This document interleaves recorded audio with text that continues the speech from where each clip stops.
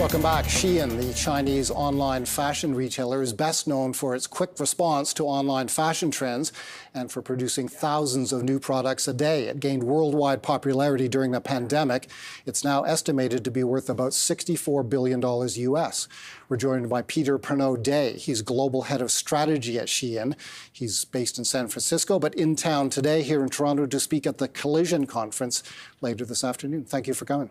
Thanks for having me, Paul. Pleasure to be here. Thank you. The company has been a remarkable success. It has become the dominant player in the U.S. market in fast fashion, eclipsing names like Zara and H&M. How has it done that? I think one of the keys to our success is our on-demand business model. This allows us to produce ultra-small batches of products between 1 and 200 garments. In response to real-time demand, we can ramp up production if we measure a demand signal. This allows us to put our customers first and to really meet needs while dramatically reducing inventory waste. And you get that data on customer demands from the app. The app is a big part. At one point, I understand it was the most heavily downloaded app in the U.S., and it is now, I believe, the most heavily downloaded fashion app in the U.S. Is that correct? The way that we interact with our customers is through our web store, which is a web-only application, and then we also have a mobile application, which is quite popular. And we look at user behavior on those properties, and we use that to measure demand signal. And tell us more about that. Are you using artificial intelligence to interpret that demand? We use machine learning, and we marry that to our network of federated suppliers. These are third-party contract manufacturers who work with us. And through a supplier management system, we're able to share information about demand so they can structure their operations to meet our customers' needs. The company, is it correct the company does not sell in China? And if so, why not? The company sells outside of China principally. We're based in Singapore, and our mission is to meet our customer base globally. Wherever they are, that's where we'd like to be. And why not China?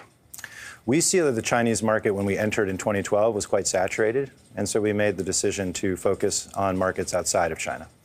What is your presence like in Canada, and what are the company's ambitions like in Canada? So in 2022, we opened a 170,000 square foot distribution facility in Markham within the Greater Toronto area. And we're hoping to continue to expand our team on the ground in Canada. We'll be opening a pop-up store in Montreal in the coming months, and we're very excited about that opportunity. The Canadian market, together with the North American market, is very important to SHEIN, and we're looking forward to continuing to grow here. Is the company considering going public? It's been reported in the financial media that a U.S. public listing is part of the company's plans. In fact, was part of the company's plans back in 2020, but the company retreated from that plan. We have no current plans to go public. Okay, let's show viewers something that's been reported about the financials at SHEIN.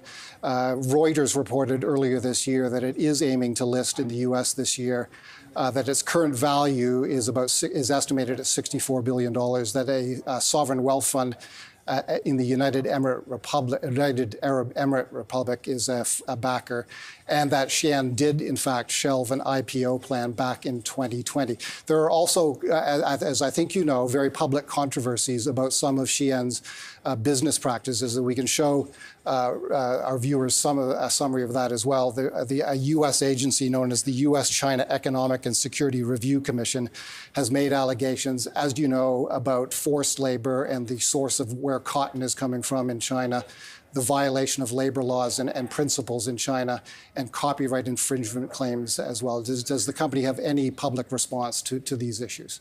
SHEIN has zero tolerance for forced labor. We have no suppliers or contract manufacturers in the Xinjiang region of China. We have a comprehensive supplier code of conduct that applies to all of our suppliers, prohibits forced labor, child labor, or illegal labor practices. In addition, we've conducted comprehensive audits across our supply chain, including 2,800 in 2022, with a planned 3,600 in 2023 to ensure that our contract suppliers are meeting their expectations and standards. Okay. Well,